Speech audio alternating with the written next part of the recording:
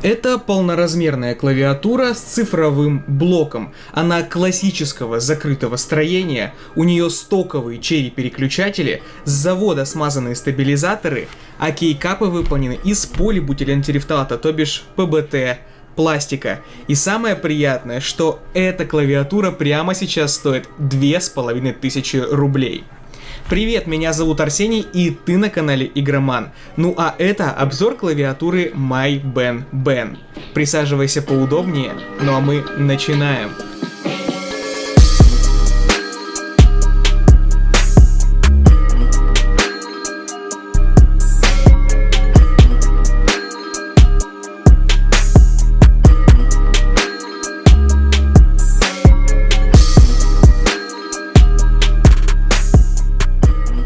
Давайте сразу же определимся со стоимостью устройства и его конкурентами. Во-первых, существует несколько версий этой доски. В моем случае это полноразмерный борт, но есть также и укороченный TKL вариант. Стоит он на несколько сотен рублей дешевле. Ну а приятным бонусом является то, что 10Keyless версия имеет несколько расцветок. Помимо классического черного, вы можете заказать еще и розовый девайс. А вот для моего полноразмерного варианта существует лишь один черный цвет. Касаемо стоимости, эту клавиатуру я покупал за свои честно заработанные 2500 рублей. 2800 рублей у меня списали с карты, ну а примерно 300 рублей я вернул обратно при помощи кэшбэка Smarty Sale. Эти ребята позволяют возвращать часть ваших потраченных денег назад, причем не только на Али, но и в тысячах других магазинах. Я вам настоятельно рекомендую пройти простую регистрацию по ссылке в описании и начать экономить средства уже сегодня. Кстати, ссылки на клавиатуры будут также внизу. Прямо сейчас можешь проверить их актуальную стоимость. Ну и отдельное спасибо тем, кто уже подписался на канал и поставил лайк под это видео. Большое спасибо вам, друзья. Цена клавиатуры и ее начинка вроде бы уже шокируют некоторых пользователей,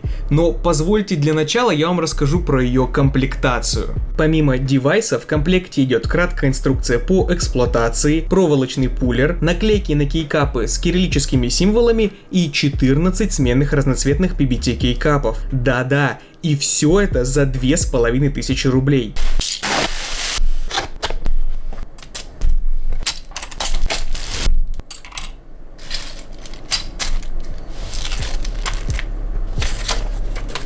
Единственный аспект комплектации заключается в том, что ты сразу понимаешь всю бюджетность этих допов. Например, дополнительные наклейки издают резкий синтетический запах, а вот дополнительные кейкапы хоть и выполнены по ощущениям из бюджетного полибутилентерефталата, но в отличие от основных, символы тут нанесены при помощи гравировки. Забегая наперед, скажу, что основные черные кейкапы выполнены по технологии двойного литья. А вот ко внешнему виду клавиатуры претензий никаких нет. Это классический строгий минималистичный дизайн в черном матовом корпусе. Кстати, не забывай про наш постоянный розыгрыш крутых игровых девайсов и фирменного мерча канала у нас в группе во ВКонтакте. Ссылку я оставлю в описании на конкурс, а условие это всего лишь один простой лайк. Строение клавиатуры классическое закрытое, никакого тебе тут скелетона. Для использования без апперкейса данная клавиатура не предназначена. Как говорится, это вам не Keyrox Classic. Сам же пластик максимально практичный, то есть отпечатков пальцев на нем почти что не видно. Единственное, что при тайпинге без доработок может быть слышен резонирующий шум. Это вызвано тем, что под платой в корпусе клавиатуры слишком много свободного пространства, и в идеале вовнутрь этого борда стоит проложить 5-мм бипласт. Так тайпинг станет значительно приятнее. Касаемо свитчей, тут все тоже очень интересно. Это оригинальные Cherry MX Red, и вот тут пользователи сразу же делятся на два радикальных лагеря. Одни утверждают, что это чуть ли не лучшие механические переключатели, а другие, наоборот, считают вишни худшими представителями механических свитчей. Я же занимаю нейтральную позицию, ведь с точки зрения плавности и звука это действительно далеко не самые лучшие механизмы, но вот с точки зрения надежности и популяризации вопросов к ним нет. Другими словами, в клавиатуре за 100 вечно зеленых эти переключатели будут предметом дискуссии, но вот в борде за $30 это решение чуть ли не лучшее. Поэтому в этом ценовом сегменте полноразмерных аналогов я не нашел. Если вы знаете какие-то другие full-size клавиатуры в эту же стоимость, то добро пожаловать в комментарии. Другими словами, Cherry являются действительно далеко не эталонными переключателями,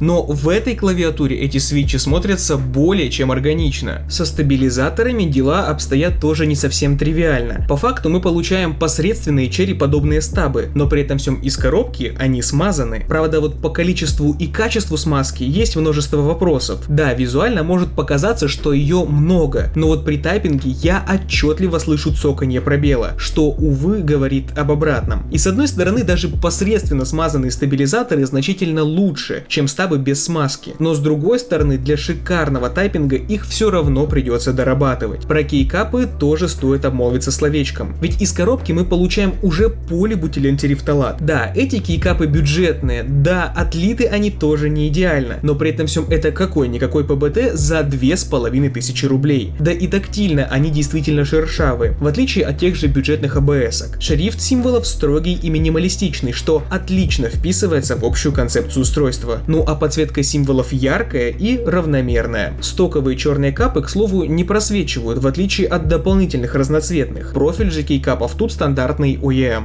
А вот касаемо подсветки, это чистой воды компромисс, так как полноценного спектра RGB тут нет. Единственный цвет подсветки, так это бело-лунный. Но на удивление, эта белая подсветка смотрится тут действительно уместно. Тот же RGB спектр смотрится в некоторых устройствах уже пошло, а вот минималистичное белое свечение отлично дополняет строгий дизайн устройства. Да и со своей основной задачей она справляется на ура. В темноте можно работать без проблем. Реализована же такая подсветка при помощи классических аксиальных светодиодов. Понравилось также и то, что в клавиатуре есть множество разнообразных эффектов свечения. Выбрать их можно при помощи сочетания клавиш Function плюс Insert и Function плюс Delete. При помощи первого сочетания клавиш вы переключаете 6 режимов, которые реагируют на нажатие, а при помощи второго сочетания клавиш вы включаете один из 8 автономных режимов подсветки. Более того, при помощи сочетания клавиш вы можете записывать макросы, управлять мультимедиа возможностями и даже создавать собственные режимы подсветки. Все прописано как в инструкции, так и на странице продавца на Али. К преимуществам full-size борда можно отнести и наличие полноценных индикаторов функциональных клавиш в правом верхнем углу. Так вы без проблем сможете узнать, включен ли у вас капс или нумпад. Забавно и то, что индикатор блокировки клавиши Windows, то есть игровой режим, имеет иконку батарейки, хотя сама клавиатура не беспроводная. Вот такая вот мини-пасхалочка. Снизу клавиатуры расположено аж 6 прорезиненных ножек,